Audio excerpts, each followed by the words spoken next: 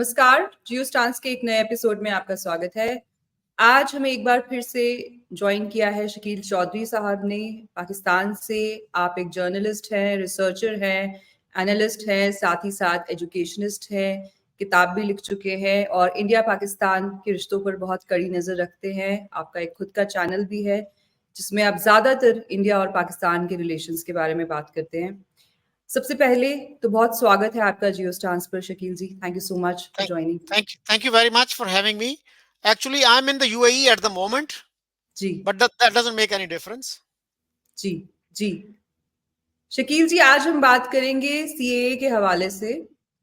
पाकिस्तान से सीएए के ऊपर बहुत शदीद किस्म का रिएक्शन आया है। इम्प्लीमेंटेशन इस कानून की अभी कुछ दिन पहले हुई है, जबकि ये पास हो गया था कुछ साल पहले।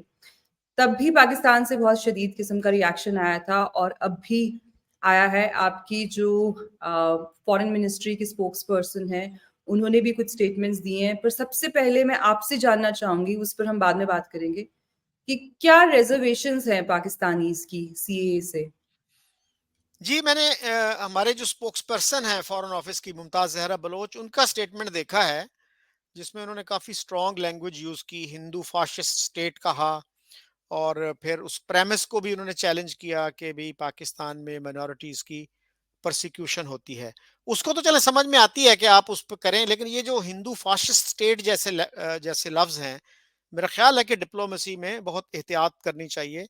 और former prime minister Imran Khan भी इस तरह की लैंग्वेज यूज़ किया करते थे और इवन हार्ड लाइन रखने वाले जो हमारे डिप्लोमेट्स हैं, अब्दुल बासित जैसे, उन्होंने भी उस पर एतराज़ किया था कि इस तरह की लैंग्वेज जो है एक प्राइम मिनिस्टर को दूसरे के बारे में नहीं यूज़ करनी चाहिए। भले जो भी आपके इख्तलाफात हैं, तो you should express your self in decent and civil language. तो ये मेरे ख्याल में बहुत स्ट्रॉन्ग लैंग्वेज है coming from a diplomat, a career diplomat. तो एतराज़ात का जहाँ तक ताल्लुक है, तो मुझे तो खुद बड़ी हैरत होती है इन पे कि जैसे उन्होंने कहा कि जी ये डिस्क्रिमिनेशन पर बेस्ड है। उससे पहले आपको पता होगा कि जिस साल ये लॉ बना था, उसी साल नेशनल असेंबली ने पाकिस्तान की दिसंबर 16 2019 को एक रेजोल्यूशन पास किया था। वो भी बड़ा इंटरेस्टिंग रेजोल्यूशन था और उसको कहा गया था कि ये वायलेशन है इंटरनेशनल इक्वालिटी की, नॉन डिस्क्रिमिनेशन और इंटरनेशनल लॉ की। तो भाई अगर ये डिस्क्रिमिनेशन है, तो फिर पाकिस्तान के जो कॉन्स्टिट्यूशन में डिस्क्रिमिनेशन है उसको भी हटा देना चाहिए, ताकि आपकी आवाज़ में, आपके आर्गुमेंट में वजन हो, कोई जान हो। तो अगर आप खुद डिस्क्रिमिनेट करेंगे कि जैसे पाकिस्तान का कॉन्स्टिट्यूशन ये कहता है कि प्रेसिडेंट और प्राइम मिनिस्टर के लिए मुसलमान होना ज़रूरी है, तो इससे बड़ी फिर डिस्क्रिमिनेशन क्या होगी? कॉन्स्टिट्यूशन एक तरफ तो इक्वालिटी की बात भी करता है, लेकिन साथ ही ये भी कह देता है कि प्रेसिडेंट और प्राइम मिनिस्टर के लिए मुसलमान होना ज़रूरी है। इस तरह की जो चीज़ें बहुत सारे लोगों को अनपेट्रियोटिक लगती हैं, but I think they are based on facts, based on reality. और पाकिस्तानियों को ज़रूरत के साथ इसका इसका सामना करना चाहिए कि भाई हमारे कॉन्स्टिट्यूशन में है ये डिस्क्रिमिनेशन, तो फिर आप दूसरों पे एतराज़ नहीं कर सकते। वो जो कहते हैं ना, kettle calling the what is that expression,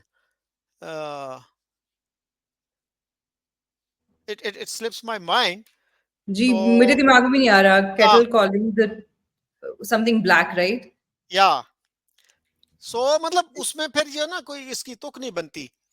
और दूसरा जो है, क्या हम एक्सपेक्ट करते हैं कि इंडिया जो है मुसलमानों के लिए भी इसी तरह का कानून बना दे कि जी मुसलमान जो हैं परसिक्यूट हो रहे हैं, जो पाकिस्तान में, बांग्लादेश में या अफगानिस्तान में, तो उनके लिए भी रास्ता खुल जाए। उनके लिए भी मेरा ख्याल है पॉसिबिलिटी तो है, लेकिन ये जो फास्ट ट्रैक सिटीजनशिप है, ये शायद उनको सहूलत अवेलेबल नहीं है। और मैं हैरान हुआ था, मैंने इंडिया के एक जर्नलिस्ट का इंटरव्यू किया, इवन शी वाज अनअवेयर कि इस लॉ में है क्या। तो पाकिस्तानियों की तो बात आप रहने ही दीजिए। तो अब इस लॉ में ये जो कहा गया है कि ये दिसंबर 31 2014 तक जो लोग आ गए हैं, इंडिया पहुंच गए हैं, उनको फास्ट ट्रैक सिटीजनशिप दी जाएगी। तो बहुत से लोग तो ये कहेंगे कि दिस इज नॉट इनफ, कि अगर उसके बाद जो है लोगों को प्रॉब्लम्स होते हैं, तो फिर क्या वो फास्ट ट्रैक सिटीजनशिप पे क्वालिफाई नहीं करेंगे? तो इस तरह के मसाइल जो हैं फिर आइंदा भी तो आएंगे ना। तो अब जो 2014 तक नहीं पहुंच सका, उसके लिए फिर क्या है, वो क्या करे? जी। जी, ऐसा नहीं है कि उनको सिटीज़नशिप नहीं मिलेगी, क्योंकि हम्म, 2014 से जो लोग पहले आ चुके हैं, ये जो सरकार आई है, उसके पहले से ही जो लोग आ चुके हैं, उनके बारे में ये कहा जा रहा है कि वो जब सिटीज़नशिप के लिए उन्होंने अप्लाई करेंगे या कर चुके हैं, तो उनको जो है वो प्रायोरिटी दी जाएगी, क्योंकि वो बहुत पहले से ही भारत में रह रहे हैं। और हम्म, इस जो लॉ का इम्पैक्ट है, वो भारत के मुसलमान पर बिल्कुल भी नहीं पड़ेगा। ये जो लॉ है, ये बिल्कुल उन लोगों पर अप्लाई होता है जो भारत में शरण लेना चाहते हैं। अच्छा, अब बात करते हैं मुमताज़ ज़हरा बलोच साहिबा का जो पूरा जो उन्होंने स्टेटमेंट दिया, उसमें उन्होंने ये कहा कि ये जो लॉ है, एक फ़ॉल्स प्रेमिस पे इसको फ्रेम किया गया है कि पाकिस्तान में माइनॉरिटीज़ को पर्सिक्यूट किया जाता है। तो ये आपकी खुद की ह्यूमन राइट्स कमीशंस की रिपोर्ट्स पड़ी हुई हैं, जिनमें वो खुद मान रहे हैं कि पाकिस्तान में हज़ारों हिंदू और क्रिश्चियन लड़कियों को हर साल जबरन उनको इस्लाम कबूल करवाया जाता है, उनको किडनैपिंग की जाती है, फिर उनका कभी-कभी निकाह भी पढ़ा दिया जाता है। और जो आपकी कोर्ट्स हैं, वो तक इसमें मुलव्वस रहती हैं, उनमें भी इतनी हिम्मत नहीं होती कि इन लड़कियों को उनके माँ-बाप को वापस दे दिया जाए।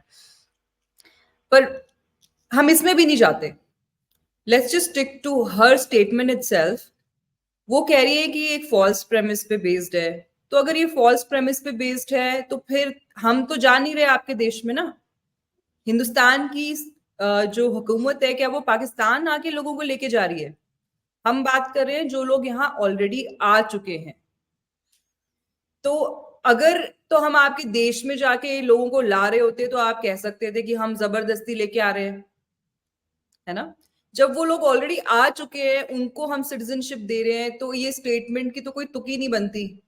अगर ये फॉल्स हम्म, प्रेमिस पे ये लॉ फ्रेम किया गया है, तो ठीक है, कोई आएगा ही नहीं, तो किसी को सिटीजनशिप मिलेगी नहीं। हम कौन सा जबरदस्ती दे रहे हैं? इंडिया के तो खुद के अपने डेवलपमेंटल चैलेंजेस हैं, हमारे खुद के रिसोर्सेज लिमिटेड हैं। हमें क्या पड़ी है कि हम दूसरे बगल के जो ममालिक है, वहां से भी लोग अपने यहाँ भर के लेके आए। बांग्लादेश की जो लिबरेशन में इंडिया घुसा ही इसलिए था, क्योंकि बांग्लादेश से यहाँ बहुत ज्यादा इन्फिल्ट्रेशन हो रही थी, जब पाकिस्तान का और ईस्ट और वेस्ट पाकिस्तान का आपस में तालमेल नहीं बैठ रहा था। तो इस स्टेटमेंट की क्या तुक बनती है? अगर ये फॉल्स प्रेमिस पे है, तो लोग आएंगे ही नहीं। सही। या दैट मेक्स सेंस। अच्छा, वो जो है ना प्रोवर्ब जिसकी हम बात कर रहे थे, वो है मेरे ख्याल में pot calling the cattle black. तो यानी आप में खुद जो नक्स मौजूद है, वही नक्स आप दूसरे में देखते हैं, जो फॉल्ट है, जो फ्लॉ है, वो आपको दूसरे में तो नजर आता है, अपना नजर नहीं आता। तो एनी हाउ, मेरा ख्याल है इंडिया के लिए ये एक मसला तो रहा है कि जो इलीगल इमिग्रेंट्स वहाँ आते हैं, खास तौर पे बांग्लादेश से। और हमारे एक वेल नोन मीडिया पर्सनैलिटी हैं औरिया मकबूल जान, उनका मुझे एक याद आ रहा है कि उन्होंने एक दफ़ा कहा था कि 2 करोड़ बांग्लादेशी जो हैं वो इंडिया में मुकीम हैं।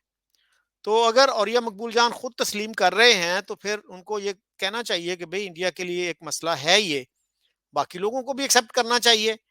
और इंडिया के मुसलमानों ने मेरा ख्याल है बहुत इमोशनल तरीके से इस पे रिएक्ट किया, और फिर वो जो शाहीन बाग में प्रोटेस्ट हुए, वो एक अनफॉर्चुनेट राइट में बदल गए। तो ये सोचना चाहिए कि भाई जो लॉ है उसको समझें, और उस पे अगर आप प्रोटेस्ट करना भी चाहते हैं, तो आप रिटर्न में प्रोटेस्ट कर सकते हैं, इंटेलेक्चुअल लेवल पे प्रोटेस्ट कर सकते हैं। क्या उसके लिए रास्ते बंद करना भी ज़रूरी है? तो ये मेरे ख़्याल में एक ओवर रिएक्शन था उस वक़्त, और हम्म। जो इमोशनल जो लोग हैं, वो मासूम लोगों को फिर इसका वो एक्सप्लॉइट भी करते हैं emotionally, and hmm. That is very unfortunate. Hmm. पर हिंदुस्तानी मुसलमान प्रोटेस्ट क्यों कर रहा है? मेरी तो ये समझ में नहीं आ रहा। You try and make sense of it for me and all my viewers. कि एक तरफ से तो कहा जाता है कि भारत में मुसलमान बहुत प्रताड़ित है। हिंदुस्तान में मुसलमानों की जो जिंदगी है, वो जोखिम से भरी हुई है। आपके यहाँ के बहुत यूट्यूबर्स भी पूरा दिन बैठ के यही तहासुर देने की कोशिश करते हैं। एक वीडियो में वो कहते हैं कि जी, हिंदुस्तान में मुसलमान होना खतरे से खाली नहीं है, आप कभी भी आपके ऊपर अटैक हो सकता है। दूसरी तरफ वो कहते हैं कि ये किस किस्म का डिस्क्रिमिनेटरी लॉ है, हालांकि ये कोई मुसलमानों की एंट्री नहीं रोक रहा। पर शकील साहब, मेरे हिसाब से तो ये कानून बिल्कुल अलाइंड है टू नेशन थियोरी के एसेंस के साथ, आइडिया ऑफ पाकिस्तान के एसेंस के साथ। मैं आपको बताती हूँ कैसे। टू नेशन थियरी यही कहती है ना कि हिंदूज और मुसलमान जो हैं ये दोनों एक दो अलग कौमें हैं, दो अलग नेशंस है, ये एक साथ नहीं रह सकते। ये हम नहीं कहते, ये आपके देश का जो प्रेमिस है वो इसी थियोरी के ऊपर बेस्ड है ना, और ज्यादातर पाकिस्तानी जो even liberal so called liberals है वो भी इस पर यकीन रखते हैं। तो जब आपके देश का जो प्रेमिस है वही यही कहता है कि हिंदूज और मुसलमान साथ में नहीं रह सकते, तो जाहिर सी बात है पाकिस्तान में हिंदू कैसे रह सकता है? आपका तो प्रेमिस ही यही है, ठीक है। और अगर वो साथ रह सकते थे तो पाकिस्तान बनाने की कोई तुक ही नहीं बैठती थी। तो हम तो ये समझते हैं कि ये बिल्कुल पाकिस्तान के आइडिया के साथ जो सीए है बिल्कुल अलाइंड है। ये लॉ हमें बनाना ही इसलिए पड़ा क्योंकि हमारे बगल में एक ऐसा देश है जहां के लोग दो कौमी नजरिए पर यकीन रखते हैं और वो वहां की माइनॉरिटीज को नहीं जीने देंगे। तो पाकिस्तान का तो इस पर बिल्कुल एतराज नहीं आना चाहिए। अगर है तो फिर इसका मतलब आप टू नेशन थ्योरी को नेगेट कर रहे हैं, आप कह रहे हैं कि नहीं हिंदू और मुसलमान साथ में रह सकते हैं। जी, टू नेशन थ्योरी पे भी बहुत कंट्राडिक्शंस पाई जाती हैं अनफॉर्चुनेटली पाकिस्तान में, इस पे कोई क्लैरिटी नहीं है। बहुत सारे लोग जो हैं वो टू नेशन थ्योरी की बात करेंगे बिल्कुल uncritically, as if it is the gospel truth and part of their faith. बहुत सारे जो थोड़े पढ़े लिखे हैं वो फिर ये कहते हैं कि नहीं नहीं, टू नेशन थ्योरी जो है वो 14 अगस्त 1947 को खत्म हो गई और दो मुल्क बन गए। तो अब जो भी पाकिस्तान में रहता है वो पाकिस्तानी है, जो इंडिया में रह रहा है वो इंडियन है, रिगार्डलेस ऑफ हिज और हर फेथ। तो बहरहाल क्लैरिटी इसमें नहीं है, बड़े बड़े पढ़े लिखे लोगों में नहीं है। तो बहरहाल इसकी कोई लॉजिक मुझे समझ में नहीं आती कि पाकिस्तान इस पे अगर एतराज करे कि जी ये डिस्क्रिमिनेटरी लॉ है, तो वो क्या ये कहना चाह रहे हैं कि इंडिया मुसलमानों को भी ये हक दे कि कोई पाकिस्तानी मुसलमान जो है वो इंडिया जाना चाहता है तो उसको भी फास्ट ट्रैक सिटीजनशिप दी जाए? तो कोई it it defies logic really कि क्या आप कहना क्या चाह रहे हैं। तो बांग्लादेश का मेरे ख्याल में सेंसिबल है, उनका उनका प्रैग्मेटिक अप्रोच है कि भाई ये इंडिया का एक इंटरनल इशू है and let them handle it, handle this issue the way they want to. Hmm. क्योंकि आप इसमें जितना ज्यादा बोलेंगे उतना फंसेंगे। जब आप कह रहे हैं कि ये कानून जो भारत ने बनाया है ये गलत है, तो आपको तो कुछ कहने की जरूरत ही नहीं है। अगर आपके देश में माइनॉरिटीज को नहीं प्रोसिक्यूट किया जा रहा तो नहीं जाएगा कोई इंडिया। हम कौन सा घर में जाके लेकर आ रहे हैं लोगों को? अच्छा, दूसरी बात ये बताइए कि पाकिस्तान कब अपना सीए लेकर आ रहा है? क्योंकि पाकिस्तान तो यूएन जाके हर जगह जाके कहता है कि हिंदुस्तान में मुसलमानों के साथ बहुत जुल्म हो रहा है, बहुत जेनोसाइड हो रहा है।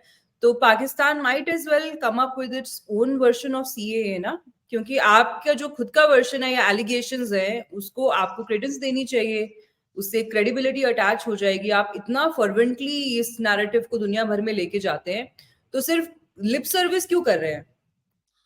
आपका देश कब लेके आ रहा है सीए हिंदुस्तानी मुसलमानों के लिए? हम भी तो देखें ना यहाँ से कितने मुसलमान हैं जो पाकिस्तान जाना चाहते हैं। मुझे तो लगता है कि इवन जो गाजन्स है वो डर जाएंगे, उनको कहा कि आप पाकिस्तान चले जाइए तो वो भी नहीं जाएंगे। तो हम भी देखें कितने हिंदुस्तानी मुसलमान है जो पाकिस्तान आना चाहते हैं। तो कब आप लेकर आ रहे हैं सीए? ये तो मेरा ख्याल है किसी हुकूमती नुमाइंदे से आपको पूछना चाहिए या फॉरेन ऑफिस की स्पोक्स पर्सन से पूछें कि पाकिस्तान इस तरह का कानून ला रहा है और कब ला रहा है। बहरहाल इसमें बहुत सारे लोग जो है ना, इसराइल का जो लॉ ऑफ रिटर्न है उसकी मिसाल देते हैं कि हमारे यहाँ ये कहा जाता है जी there are only two ideological या नजरियाती रियासतें हैं, एक पाकिस्तान है और दूसरे इसराइल है। तो इसराइल ने तो लॉ ऑफ रिटर्न के तहत हर यहूदी को ये हक दिया है कि वो दुनिया में कहीं भी रहता हो, ही और she can come to Israel and become a citizen. लेकिन पाकिस्तान ने तो 50s में ही पाबंदी लगा दी थी इंडियन मुसलमानों पे। और आपको पता है कि जिन्ना साहब जब कराची से आ रहे थे दिल्ली से आखिरी फ्लाइट पे, तो उन्होंने कह दिया था मुसलमानों को कि भाई अब आप इंडिया के लॉयल सिटीजन बन के रहें, क्योंकि कोई रियासत भी डिसलॉयल सिटीजन्स को बर्दाश्त नहीं करती। तो टू नेशन थ्योरी को तो फिर जो उनकी 11th ऑफ अगस्त की स्पीच है उसके बारे में Chaudhry Khaliquzzaman who was also a founding father of Pakistan, उन्होंने अपनी किताब में लिख दिया है कि जी he made farewell to his two nation theory during I mean in the course of that speech, जिसके बारे में हेक्टर बलीथो जो थे, जो ऑफिशियली हायर्ड हिस्टोरियन थे जिन्होंने बायोग्राफी लिखी जिन्ना साहब की, उन्होंने कहा ये this was his greatest speech. तो उस ग्रेटेस्ट स्पीच में तो टू नेशन थ्योरी नहीं है। इसमें तो उन्होंने कहा था you are all equal citizens with equal obligations. तो उन्होंने तो इक्वालिटी की बात की उसमें। तो मेरा नहीं ख्याल कि state of Pakistan is is serious about it, या वो इस तरह का लॉ लाएंगे। लेकिन जी बहरहाल you may address this question to some government official or foreign office spokesperson. जी, वो हमसे बात करना चाहें तो मैं ज़रूर उनसे ये सवाल पूछूँगी, बट क्योंकि आपने मोहम्मद अली जिन्ना की उस स्पीच का ज़िक्र किया, हम्म, आपको क्या लगता है उसमें he was being serious about it? क्योंकि एक आदमी जिसकी पूरी की पूरी जो तहरीक है वो मज़हब के बेस पे उसने चलाई है, जिसकी हर बात में वैसे तो मुझे तज़ाद नज़र आता है, क्योंकि जब उनकी शादी भी हुई तो उनके इंटर रिलीजन मैरिज पे खुद की शादी के लिए उनके अलग यार्डस्टिक्स थे। जब उनकी बेटी ने शादी करनी चाहिए एक पारसी से, तो उनका अलग यार्डस्टिक था। वो खुद कोई इस्लामी तरीके से नहीं रहते थे, बट मुल्क उनको इस्लाम के बेसिस पे चाहिए था। उनकी हर बात में तज़ाद है। But let's just stick to this particular speech that you are talking about, जो उनकी 11 अगस्त की स्पीच है। आप क्या सच में ये मानते हैं कि ये उनकी ग्रेटेस्ट स्पीच थी? एक आदमी जिसकी पूरी तहरीक मज़हब पे उसने चलाई है, और वो 11 अगस्त को कहते हैं कि you are free to go to your gurdwaras, your temples, your churches. ये कैसे मुमकिन है? जब आपने लोगों के सेंटिमेंट्स को इतना ज़्यादा रेकअप कर दिया है, तो आप कैसे एक्सपेक्ट करते हैं कि वो माइनॉरिटीज़ को वहाँ जीने देंगे? अच्छा, एक पाकिस्तानी प्रोफेसर हैं, मुल्क से बाहर रहते हैं, वो भी मुझ पे इस तरह का क्रिटिसिज्म करते हैं कि आप इस स्पीच को बहुत अहमियत देते हैं। तो मैं उनसे कहता हूं कि भाई, इस स्पीच को भी अगर हम अहमियत ना दें तो फिर किसको दें? What are we left with? अगर हम इस तकरीर को प्रॉपरली यूज करें तो जो हमारा जो रिलीजियस तबका है, जो रिलीजियस लॉबी है, उनके लिए मुश्किल होती है इसको डिफेंड करना।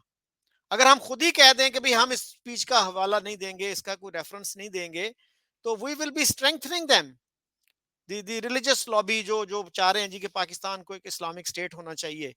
तो मेरा ख्याल है कि it was a very good speech, and we demand of the state of Pakistan to adhere to it, कि वो इसको सीरियसली लें। अब ये उनके गले की हड्डी बन गया है, वो ना इसको निगल सकते हैं ना इसको उगल सकते हैं। और ये मकबूल जान ने तो यहां तक भी कह दिया था कि ये स्पीच की ही नहीं गई, ये तो फॉर्जरी है। उस पर फिर बहुत ले दे हुई, फिर दोबारा उन्होंने ये कभी दावा नहीं किया। तो मतलब कितनी हैरत की बात है कि 40s में, उसके बाद 50s में, 60s में, जब बहुत सारे वो लोग जिंदा थे जिन्होंने वो स्पीच सुनी, उनमें से किसी ने नहीं कहा। और अचानक औरिया मकबूल जान को, आई थिंक इट वाज 2014, जब उन्होंने ये दावा किया कि this speech was never made and it is a forgery. तो भाई ये जो है ना, अब बहुत सारे लोग ये कहते हैं जी कि ये तो इस्लाम की स्पिरिट के एन मुताबिक है, जैसे मिसाके मदीना था, द चार्टर ऑफ मदीना। तो मैं उनसे फिर पूछता हूं कि भाई, अगर ये इस्लाम की स्पिरिट के बिल्कुल मुताबिक है तो फिर इस पे अमल क्यों नहीं हो रहा? Why do we have enshrined discrimination in our constitution? आप ये ना मानो कि ये सेकुलर स्पीच थी, ये तो मान लो कि उन्होंने इक्वल राइट्स की बात की थी। तो इक्वल राइट्स अगर आप मानते हो तो फिर ये भी कहो कि 73 का जो कॉन्स्टिट्यूशन है उसमें से ये प्रोविजन निकाल देनी चाहिए कि जी प्रेसिडेंट और प्राइम मिनिस्टर के लिए मुसलमान होना जरूरी है। तो what kind of equality is this, कि एक तरफ आप इक्वालिटी की भी बात करो, दूसरी तरफ जो है कॉन्स्टिट्यूशन में उसको इंश्राइन भी कर दो। So this is beyond me really. क्योंकि आपने औरिया मकबूल जान की बात की, तो मेरे जहन में एक वीडियो आ गई जो मैंने 2-3 दिन पहले ही, एक क्लिप किसी ने मुझे बकायदा ईमेल की वो, कि क्या आपने ये देखा है? मैंने वो प्रोग्राम देखा हुआ था, बट मैंने वो हिस्सा नहीं देखा हुआ था। बासित साहब ने एक प्रोग्राम किया था जैद हामिद के साथ, वो जो लाल जी टोपी जी। वाले जो हैं हम्म कंस्पिरेसी थियरिस्ट, और उसमें वो कह रहे थे कि क्या हमारे होते हुए ही जो गजवाए हिंद है वो हमें देखने को मिलेगा, हम्म और अगर गजवाए हिंद होगा तो हिंदुस्तानी मुसलमान जो है वो किस तरफ होगा। हम्म। अभी आपने हम्म बात की कि जो मुमताज जहरा बलोच है उनको इस किस्म की बात नहीं करनी चाहिए, क्योंकि वो तो पॉलिटिशियन नहीं है, उनको इलेक्शंस तो लड़ने नहीं है कि वो हिंदुस्तान दुश्मनी से कोई उनको फायदा हम्म होगा इलेक्टोरल टर्म्स में। तो हम्म बासित साहब भी तो डिप्लोमैट हैं, और आप खुद उनको आपने कोट किया, आपने कहा कि उन्होंने भी तब कहा कि प्रधानमंत्री मोदी के लिए इस तरह की जुबान का इस्तेमाल नहीं होना चाहिए था। हमारा लास्ट जो प्रोग्राम था उसमें हम्म आपने बिलावल भुट्टो के लिए आपके भी यही कुछ ख्यालात थे। तो क्या एक फॉर्मर डिप्लोमैट को इस तरह के प्रोग्राम्स करने चाहिए जिनमें जिन जिन प्रोग्राम्स के जरिए आप शिद्दत पसंदी को और हवा देते हैं, और आप इस नैरेटिव को, जिससे अब पाकिस्तान कहीं ना कहीं एटलीस्ट पब्लिकली तो दूर भागता नजर आ रहा है कि ये गजवाए हिंद, बाकायदा इसका एक विकिपीडिया पेज था कि ये पाकिस्तान की फौज की एक डॉक्ट्रिन है, वो भी गायब हो चुका है। तो कहीं ना कहीं पाकिस्तान जो ऑफिशियली इससे अब दूरी बनाता नजर आ रहा है। कश्मीर में भी जो मिलिटेंट या टेररिस्ट ऑर्गेनाइजेशंस हैं, उनके नाम भी अब रेजिस्टेंस फ्रंट और पता नहीं क्या क्या रखे जा रहे हैं। पहले उनके नाम होते थे लश्कर तैयबा और जैश ए मोहम्मद और हिजबुल मुजाहिदीन। तो कश्मीर में भी जो टेररिज्म है उसको एक पॉलिटिकल स्ट्रगल का रंग देने की कोशिश की जा रही है। तो it is being followed at the very policy level.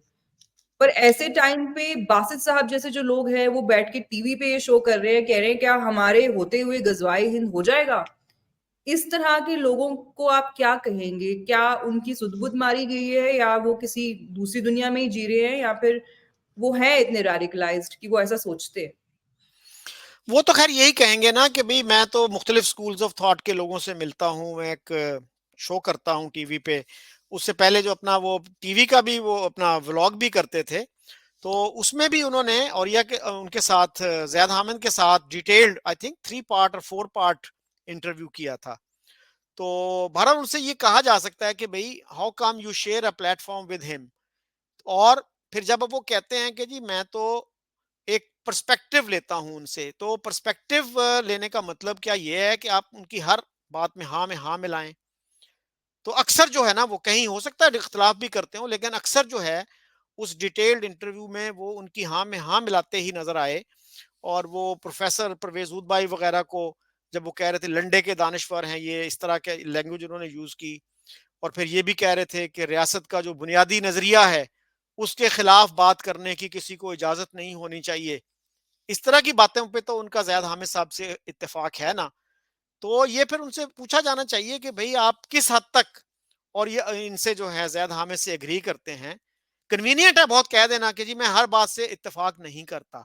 लेकिन अगर आप उनकी 90% बातों से इत्तेफाक करते हैं तो इसका मतलब है कि you are in agreement with him और हर, किसी की भी बात आप कर लें। तो फिर आप ये क्लेवर आर्गुमेंट छोड़ देना कि भई मैं उनकी हर बात से एग्री नहीं करता। और जहाँ तक ज़ैद हामिद का ताल्लुक है, उन्होंने तो अब ये भी कह दिया है, इंडिया के मुसलमानों की बात हो रही थी और मेरे ख्याल अब्दुल बासित ही उनका इंटरव्यू कर रहे थे, वो एक टीवी पे भी अब शो करते हैं। तो उन्होंने इंडियन मुसलमानों का पूछा तो ही डिसमिस्ड देम ऑल। उन्होंने कहा वो तो सब उसके आरएसएस के पे रोल पे हैं, उन्होंने खरीद लिया है और वो बस जो आरएसएस कहती है वही करते हैं। तो he went to this extent. तो उस पे किसी ने, मैंने ये फेसबुक पे लगाया तो किसी ने कमेंट किया उस पे कि इससे आला वाहियात चीज कहना नामुमकिन है, यू नो। तो इस तरह का जो है मसला है हमारा, हम क्लैरिटी नहीं है अनफॉर्चुनेटली कि हम क्या चाहते क्या हैं। हम इंडिया के साथ अच्छे ताल्लुकात चाहते हैं, नहीं चाहते, हम लड़ाई झगड़ा चाहते हैं, क्या चाहते हैं। इवन कश्मीर पे भी मैं यही कहता हूँ कि भाई कोई ओपन डिस्कशन ही कर लें, let let the people debate this issue. तो डिबेट की तरफ भी नहीं आते अनफॉर्चुनेटली। जी, परवेज हुदभाई से याद आया कि आप उनको क्या समझते हैं? वो हिस्टोरियन है, फिजिसिस्ट है, रिलीजियस स्कॉलर है, पॉलिटिकल कमेंटेटर है, मतलब वो क्या टीचर है, वो है क्या? क्योंकि मैंने हाल ही में उनके कुछ वीडियोस देखे, वैसे तो मैं उनको कुछ सालों से फॉलो कर रही हूँ। बड़ा एक तनकीदी किस्म का उनका रवैया होता है जब हिंदू मज़हब की बात होती है। वो तो इस लिमिट तक चले जाते हैं, राम कौन था और किसको पता है वो वहाँ पैदा हुआ था। अगर इतने ही बड़े रिफॉर्मिस्ट हैं वो, और ठीक है, होते हैं लोगों के ख़्यालात बहुत रेवोल्यूशनरी किस्म के भी। तो इस तरह के अल्फ़ाज़ का इस्तेमाल वो किसी इस्लामी फ़िगर को लेके क्यों नहीं यूज़ करते? मतलब ऐसा भी कर सकते हैं। बहुत सारे इस्लाम में भी ऐसे रिवर्ड फ़िगर्स हैं। अब मैं किसी का नाम नहीं लेना चाह रही क्योंकि ना मेरे लिए मसला होना चाहिए, ना आपके लिए, ना हमारे व्यूअर्स के लिए। पर किसी इस्लामिक फिगर के लिए भी तो वो बोल सकते हैं कि क्या गारंटी है कि कोई कहाँ पैदा हुआ था, बट ऐसा तो वो कभी नहीं करते। तो इतनी लिबर्टी वो हिंदू रिलीजन के साथ ही क्यों लेते हैं और फिर वो हमें फाशिस्ट भी कहते हैं? क्या परवेज उदबाई ने भी फाशिस्ट कहा है? आई एम नॉट बिल्कुल, श्योर। वो पूरा दिन हिंदुत्व हिंदुत्व का ही तो चूरन बेचते हैं आजकल। मुझे तो समझ में नहीं आता कि आजकल उन्होंने क्या फुल टाइम यही काम पकड़ लिया है, उनकी क्योंकि असल वो में आजकल दोस्तियां, पूरा दिन यही बात करते हैं। वो उनकी काफी दोस्तियां हैं इंडिया के लिबरल सेकुलर माइंडेड लोगों के साथ। तो वो हुँ। उनके फीडबैक पे बहुत रिलाय करते हैं कि उन्होंने जो कुछ कह दिया है तो वो बस हम्म, हरफ आखिर है। तो हम्म। कभी-कभी वो ज़्यादा जज़्बाती भी हो जाते हैं। तो बहरहाल ये तो ही इज़ बड़ा कन्वीनियंट किस्म का स्टांस हो गया शकील जी कि आप इंडिया के जो लिबरल आपको बोल रहे हैं, जिनका आपको पता है they have like certain politics, आप उनका यकीन कर रहे हैं, बट अपनी आंखों के सामने आप जो पाकिस्तान में देख रहे हैं उस पे बोलने की आप हिम्मत नहीं रखते। नहीं, ठीक है उसको भी ना? उसको भी क्रिटिसाइज़ करते हैं वो। आपको याद इस होगा हद कि तक तो हमारे नहीं करते, इस हमारे हद तक तो नहीं करते। एक लेफ्टिनेंट जनरल हैं, उन्होंने हम्म, उनके खिलाफ वीडियो बनाई थी और हम्म, उन्होंने कहा था कि जितने भी गद्दार हैं ना पाकिस्तान के, मैं उन पे हम्म, सब पे वीडियो बनाऊँगा। तो हम्म, पहला वीडियो उन्होंने परवेज़ उद्बय पे बनाया था हम्म, और परवेज़ साहब ने फिर उसका जवाब दिया, फिर हम्म, शायद उनको कुछ शर्मिंदगी हुई। उसके बाद फिर उन्होंने दूसरा, तीसरा वीडियो नहीं बनाया। तो हम्म, पाकिस्तान में जो जो सो कॉल्ड पैट्रियोटिक लॉबी है, they are very hmm, unhappy with Parvez Hoodbhoy. Hmm. ऐसी बात नहीं है कि बस वो सिर्फ इंडिया को क्रिटिसाइज़ करते हैं, वो पाकिस्तान को भी काफ़ी क्रिटिसाइज़ शायद तो करते फिर हैं। वो उन्हीं को खुश करने के लिए कर रहे होंगे, क्योंकि मेरा जो आपसे सवाल था, आप उसको डॉज करने की कोशिश कर रहे हैं, बट दैट्स ओके, आपकी एक पर्सनल इक्वेशन हो हुँ, सकती है। मैं हुँ, हुँ, आपको एक टाइट स्पॉट में नहीं डालना चाहती, बट सच्चाई ये है, और मैंने कभी सीखा नहीं है अपने वर्ड्स को मिन्स करना, हुँ, कि बहुत ही एक डरपोक किस्म का रवैया है ये। I don't think this beefits any true liberal hmm, or hmm, somebody who calls himself a reformist, या जो लिबरलिज्म की बात करता है, हुँ। रेवोल्यूशन की बात करता है, कि वो सिर्फ एक ही साइड को अपना निशाना बनाता रहे। नहीं, आप नहीं, राम मैं की ये जैसे बात कर रहे हैं, जैसे कि आपके क्लासमेट हैं भगवान राम, वो हमारे लिए हुँ, हुँ, आराध्य है, हमारे लिए वो बहुत कुछ हैं, आपके लिए नहीं होंगे, पर आप अपनी जुबान तो बंद रख सकते हैं ना। आप इंडियन जो सो कॉल्ड हमारे लेफ्ट लिबरल्स हैं, जिनकी allies by the way regressive Islamists हैं, आप उनकी बात सुन के कुछ कहना चाह रहे हैं, बट आप जो अपनी आंखों के सामने देख रहे हैं उस पर आप कुछ नहीं कहेंगे। जो हमारे भारत में बैठ के जो लोग सर तन से जुदा करने की बात करते हैं, वो आपको नहीं दिख रहा है। 2 दिन पहले 2 मुसलमान लड़कों ने एक हिंदू घर में घुस के 2 बच्चों के गले काट दिए। वेयर मैं नहीं डिड कह दैट रही हैपन? उसमें रिलीजियस मोटिवेशन होगी, बट अभी तक नहीं पता क्या मोटिवेशन है। उनके घर वालों को हुँ, कोई लेना-देना भी नहीं था इनके साथ। बट वो भी तो देख रहे हैं ना परवेज़ हुद भाई जैसे लोग, या सिर्फ वो हुँ, हुँ, यही देख रहे हैं कि हुँ, किसी हुँ, हिंदू ने किसी मुसलमान को कहीं पे थप्पड़ मार दिया, या उनको वही दिख रहा है, उनको ये गले कटते हुए नहीं दिख रहे हैं। हुँ, पूरा हुँ, दिन बैठ के वो हिंदुत्व हिंदुत्व करते हैं। अच्छा होता अगर वो थोड़ा-सा अपने मज़हब के ऊपर भी ध्यान देते। हम अपना-अपना कचरा ही साफ कर लेना, तो वही बहुत अच्छी बात होगी। हुँ। क्योंकि आई हर थिंक तरह यू शुड रिक्वेस्ट आपको चाहिए कि उनके साथ एक इंटरव्यू करें, put in a ji. Request कि आप उनका हुँ, इंटरव्यू करना चाह रही हैं। उन्होंने पिछले दिनों जो है ना अपने ब्लैक होल में इंडिया से एक हुँ, स्कॉलर को बुलाया था, हर्ष बंदर नाम है उनका, इफ आई रिमेंबर करेक्टली। और वो आप ही के शहर बेंगलोर से मेरे ख्याल में बोल रहे थे। तो उन्होंने भी बहरहाल थोड़ी-सी करेक्शन करने की कोशिश की परवेज़ साहब की, बाकी लोगों की भी, कि हुँ, हमारे यहाँ जो मार्क्सिस्ट हिस्टोरियंस हैं, वो जब ये कहते हैं कि जी राम वहाँ पैदा हुए थे या वहाँ मंदिर था, इसका कोई सबूत नहीं है। तो ये बात उनको नहीं करनी चाहिए और एक मुसलमान आर्कियोलॉजिस्ट ने इस बात की गवाही दी है कि वहाँ पे मंदिर के आसार मिले हैं। तो बहरहाल ये उन्होंने वहाँ पे किया। तो बहरहाल it would be good if you interview him. बिल्कुल, अगर वो मुझसे बात करना चाहें तो मैं ज़रूर उनका इंटरव्यू करना चाहूँगी। बट मैंने ये देखा है पाकिस्तानी लिबरल्स में एक, आपके अलावा मैंने बाकी सब में ही देखा है। I want to place it on record, क्योंकि हुँ, कुछ दिन पहले भी कुछ सो कॉल्ड जो पीस निक्स हैं आपके यहाँ से, उनके बारे में बात हो रही थी, तो उनके तो चिट्ठे ही खुल के रह गए। तो मुझे किसी ने पूछा कि आप कौन ऐसे लोग हैं पाकिस्तान में जिन पे असल में भरोसा करती हैं? तो मुझे तो एक आपका नाम ध्यान में आया, एक वसीम अल्ताफ साहब है उनका ध्यान में आया, और एक अरशद महमूद साहब है उनका ध्यान हुँ, में हुँ। आया। अब पता नहीं आगे चल के आप कोई पलटी मार दें तो वो मुझे मुंह की खानी पड़ेगी। पर बात ये है कि मैंने देखा है कि जो पाकिस्तान के जो इंटेलेक्चुअल्स है ना, उनके अंदर ना तनकीद बर्दाश्त करने की उनमें वो सकत है नहीं। एक आपके और भी एक प्रोफेसर हैं, प्रोफेसर एमिरिटस, उनको भी मैंने देखा, वो छोटे-छोटे बच्चों के साथ गुस्सा हो जाते हैं। हम तो चलो सोचते हैं बुजुर्ग हैं, बुजुर्गों को गुस्सा भी आ जाता है, बट थोड़ा-सा कॉन्ट्ररी व्यू भी सुनना चाहिए। ज़रूरी नहीं है कि वो गलत ही है सामने वाला आदमी ना। अगर आप हुँ, सुनेंगे तो आप भी सीखेंगे, सामने वाले को आप मौका भी देंगे सीखने का। खैर, let's go to the um. Last question. Last सवाल मेरा आपसे ये है कि बलोच साहिबा ने, जैसा कि आपने कहा, ये भी कहा कि ये तो हिंदू फाशिस्ट कंट्री है, क्या कहा उन्होंने? जी हिंदू जी, फाशिस्ट। जी हिंदू जी फाशिस्ट स्टेट। जी जी। अच्छा, अगर हम हिंदू फाशिस्ट स्टेट ही हैं, तो फिर वो इतना पुरानी जो सरकारें हैं पाकिस्तान, उनको इतना क्यों याद करता है? जब उन्होंने कह ही दिया कि हमारी स्टेट ही हिंदू फाशिस्ट है, तो इससे तो फिर फ़र्क ही नहीं पड़ता कि हिंदुस्तान की नुमाइंदगी कौन कर रहा है। तो मेरे आपसे 2 सवाल हैं।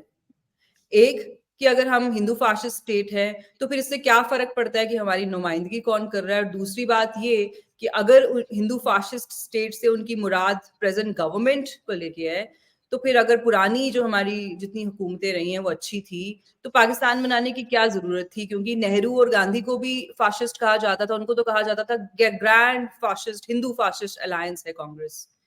तो ये जो तजादात है पाकिस्तान के नेशनल नैरेटिव में, ये कहाँ से पैदा होते हैं?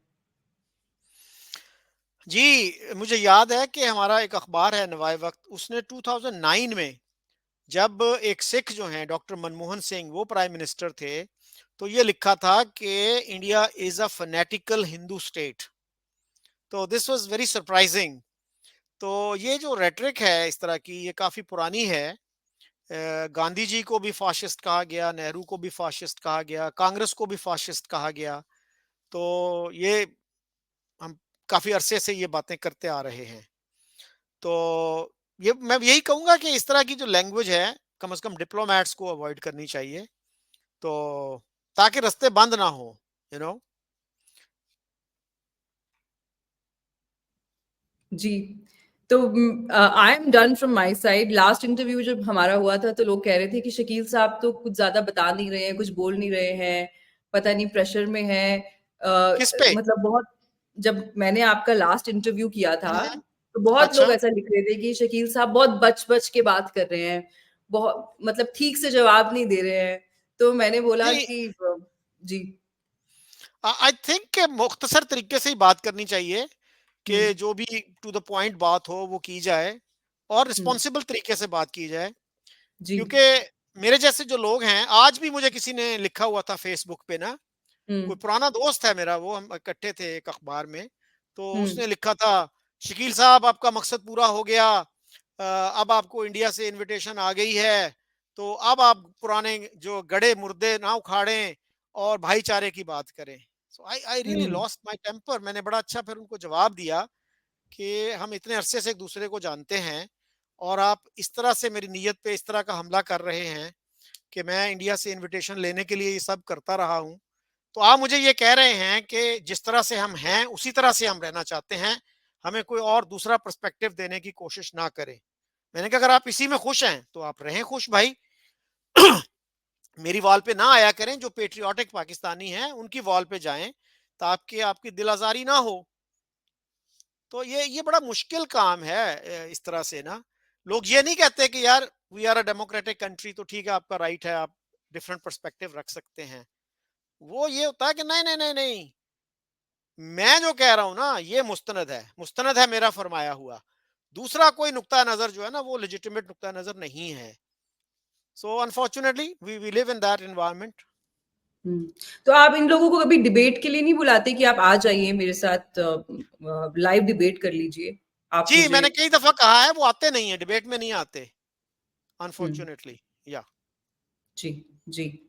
तो इसके साथ फिर हम प्रोग्राम को वाइंड अप करते हैं आज के लिए, जी और फिर से मेरी कोशिश रहेगी कि जल्द आपसे फिर से किसी मौज़ू पे बात हो।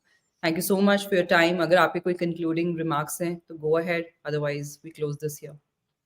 नहीं, हमने मेरा ख्याल है काफी we covered a lot of ground. तो मेरा तो यही ख्याल है कि ये रास्ते खुले होने चाहिए। हुँ, आपको ज़्यादा से ज़्यादा लोगों के साथ इंटरैक्ट करना चाहिए, और हुँ, ज़रूरी नहीं है कि जिनसे आप एग्री करते हैं उन्हीं से इंटरैक्ट करें, जिनसे डिसएग्रीमेंट भी है उनसे भी करें। So let there be debate. Hmm, तो इसी से फिर आगे जो है ना, आगे का रास्ता खुलता है। डिस्कशन हुँ, और डिबेट का रास्ता जो है ना, मेरे ख्याल में उसको बंद नहीं करना चाहिए। बल्कि मैं कहूँगा कि फ़ॉरेन ऑफिस की जो स्पोक्स पर्सन है उनको भी पुट इन अ रिक्वेस्ट, उनसे कहें कि आप उनसे बात करना चाह रही हैं। बाकी भी आपके जो जर्नलिस्ट हैं उनको हुँ, चाहिए कि वो कहें कि भई हम आपका इंटरव्यू करना चाह रहे हैं। Hmm, so that would hmm. Be good. नहीं, उनकी एक फ़ेवरेट लॉबी है, वो उन्हीं से बात करते हैं भारत में। सबसे बात नहीं करते वो। जो थोड़ा-सा उनके ऊपर वो कहते हैं ना पंजाबी में हाथ जो हौला रखते हैं ना उनके ऊपर, वो उन्हीं उन्हीं के साथ बात करते हैं। और नहीं, बाकी लोगों को भी कोशिश तो करनी चाहिए ना। दे शुड नॉट कंक्लूड कि भाई हमसे वो बात नहीं करेंगे। तो हम्म, अब मेरे लिए बड़ा मुश्किल था अब्दुल बासित साहब का इंटरव्यू करना, लेकिन मैंने हम्म, उनको कई दफा लिखा, फिर बिल आखिर वो मान गए। तो मैंने तो जैद हामिद को भी लिखा था कि मैं आपका इंटरव्यू करना चाह रहा हूँ। तो बहरहाल उन्होंने इनकार कर दिया। फिर मैंने कहा जी आप मुझे क्यों मायूस कर रहे हैं, ये वो। तो कहते हैं अच्छा कोई मुझे अपना वो सैंपल इंटरव्यू भेजो। हम्म, वो मैंने कुछ सैंपल इंटरव्यू उनको भेज दिया, उसके बाद पक्का जवाब हो गया। तो मैं तो बिलीव करता हूँ कि सबके साथ एक कम्युनिकेशन होनी चाहिए। आपका जो मुखालिफ भी है तो no problem, let there be an intellectual difference, उसको जी, दुश्मनी में ना बदलें। बिल्कुल, बिल्कुल, बिल्कुल। और इनफैक्ट मैं झूठ भी नहीं बोलूँगी, इतना लोग सुनना भी नहीं चाहते हैं पाकिस्तान से जो गेस्ट्स हैं उनको। मैं भी हम्म, अब बहुत ही कम, बहुत ही सिलेक्टेड लोगों को बुलाने की हम्म, कोशिश करती हूँ, आगे भी यही रहेगा। क्योंकि हम्म, लोग थोड़ा-सा ना अब ओवरडोज़ भी हो चुका है इंडिया पाकिस्तान का ना, क्योंकि आपके यहाँ पे हम्म, तो दुकानें खुल चुकी हैं बिल्कुल। वो आपस में भी लड़ रहे हैं कि मैं हम्म। ज़्यादा हिंदुस्तान का बड़ा ज दोस्त हूँ या तुम हो। मतलब आपस में ही लोगों की लड़ाइयाँ चल रही हैं कि दैट इज हिंदुस्तान। अनफॉर्चुनेट। हम्म, जी, जी, आपके यहाँ पे जो ये जो स्ट्रीट रिएक्शंस करते हैं जो यूट्यूबर्स, वो भी आपस हम्म, में लड़ते हैं और उसका बेस यही होता है कि तुम इंडियंस को धोखा दे रहे हो, नहीं तुम धोखा दे रहे हो, मैं ज़्यादा हाँ, सच्चा हूँ। तो वो ओवरडोज़ भी हो गया है, तो हम्म, यहाँ पे थोड़ा-सा डाइवर्सिफ़ाई करने की भी कोशिश की जा रही है। हम्म, इट फील्स बैड टू से दिस, बट एक हम्म, इंडिया में एक प्रेडोमिनेंट नैरेटिव अभी ये है कि पाकिस्तान को उसके हाल पे ही छोड़ दें। अभी हमारे प्राइम मिनिस्टर ने भी यही कहा है, हाल ही में एक इवेंट में वो गए थे, तो उन्होंने भी यही कहा कि पाकिस्तान का आपने हाल देख लिया ना क्या है। तो आई थिंक वो नैरेटिव यहाँ थोड़ा प्रेडोमिनेंट हो गया है, but I will time and again try and get some good people who make sense, ताकि बिल्कुल भी ना छोड़ देना, क्योंकि पाकिस्तान जैसा कि आपके यहाँ बोलते हैं क्या कहते हैं, जियो स्ट्रेटेजिक नहीं, जियो हम्म, सर्जिकल, पता नहीं हम्म, उसका क्या मतलब होता है कि हमारी लोकेशन जो है वो जियो सर्जिकल लोकेशन है। आई हाँ। Don't know what does that mean. हमें कोई इग्नोर नहीं कर सकता, तो मैं भी यही हिमाकत नहीं करूंगी। बहरहाल मेरे ख्याल में तो जितने भी आपके सीनियर जर्नलिस्ट हैं या यूट्यूबर्स हैं, even they should hmm, engage Pakistani, खास तौर पर मैं कहूंगा फॉर्मर एम्बेसडर्स, फॉर्मर हम्म, जनरल्स, लेफ्टिनेंट जनरल्स। तो इस जर्नलिस्टों के साथ भी करना चाहिए। तो हम्म, बड़ा अच्छा होगा कि कोई ना कोई आपको रास्ता मिलेगा, आपको कम से कम उनका ज़हन समझने में मदद मिलेगी कि where do they come from. Hmm. नहीं, ऐसा होता नहीं है शकील साहब। प्रॉब्लम ये है कि लोग ना ऑफ रिकॉर्ड कुछ और बात करते हैं, जैसे वो किसी इंडियन के साथ ऑन कैमरा बैठते हैं ना, तो वो बड़े डिफेंसिव हो जाते हैं। और मैंने एक पाकिस्तान की जर्नलिस्ट है, उनका इंटरव्यू भी किया था। जब वो पाकिस्तान में बैठ के शोज करते हैं तो वो बाकायदा मानते हैं कि 26/11 कैसे पूरी उसकी हुँ, प्लानिंग हुई, बाद में अलकायदा ने उस प्लान को हाईजैक कर लिया, उनकी भी इन्वॉल्वमेंट होगी। बट अगर वो मेरे साथ बैठेंगे तो वो फॉल्स इक्विवेलेंसेस ड्रॉ करेंगे। तो I value my time, I value their time also. अगर किसी बात से कुछ निकले ही ना, तो इसका मतलब कुछ नहीं है। हाल ही में मैंने एक और आपके जर्नलिस्ट है, don't want to take anybody's name, hmm, बहुत देर से इंसर्जेंसी कवर कर रहे हैं, किसी ने उनको रेफर किया तो मेरी उनसे बात हुँ, हुई। बट वो इतने डरे हुए थे कि वो मुझे बार बार कह रहे हैं कि ऐसी कोई बात ना हो जाए ना जिससे मेरे मुंह से कुछ ऐसा निकल जाए जो मतलब भारत के अगेंस्ट ना जाता हो, तो फिर हुँ, मुझे प्रॉब्लम हो जाएगी। तो मैंने फिर हाथ जोड़ दिए, मैंने बोला ऐसा है कि एक काम करते हैं, कभी और कर लेंगे, इसको छोड़ देते हैं अभी। क्योंकि जितना आप डर रहे हैं तो मुझे भी डर लगेगा, अगर आपको कल को कोई मसला हो जाए, आप बाल बच्चेदार आदमी हैं, तो मुझे भी गिल्ट होगा कि भाई ऐसा क्या हो गया? जबकि हम कोई ऐसा हुँ, कुछ कंट्रोवर्शियल भी डिस्कस नहीं करना चाह रहे थे। बट लोग हुँ। इतने डरे रहते हैं कि मुझे वही लगता है कि उनको क्या ही बुलाया जाए, क्या बात की जाए? खैर मुझे भी ऐसी डिसअपॉइंटमेंट्स हुई हैं। एक प्रोफ़ेसर साहब थे, जिनके मैं जी। राइट-अप्स देखता था, बड़े लिबरल, बड़े ब्रॉड माइंडेड, लेकिन जब मैंने हुँ, इंटरव्यू किया तो वो he turned out to be totally different person. तो ये जी। हो जाता है, लेकिन फिर भी मेरा ख़्याल है दरवाज़े खुले रखने चाहिए। और जी। बहुत सारे लोग हैं, आपको हम ख़याल भी मिल जाएँगे, जो पीस की हुँ। बात वो भी मिल जाएँगे। तो I think we should not be so disappointed. जी, जी। Hope for the best, let's hope for the जी, बेस्ट। जी, थैंक यू। जी। Thank you so much for your time. बहुत अच्छा लगता है आपसे बात करके हमेशा। बहुत लाइकवाइज़, एहतराम है आपका दिल में। और थैंक यू। जी, बिल्कुल। Thank you. नमस्ते।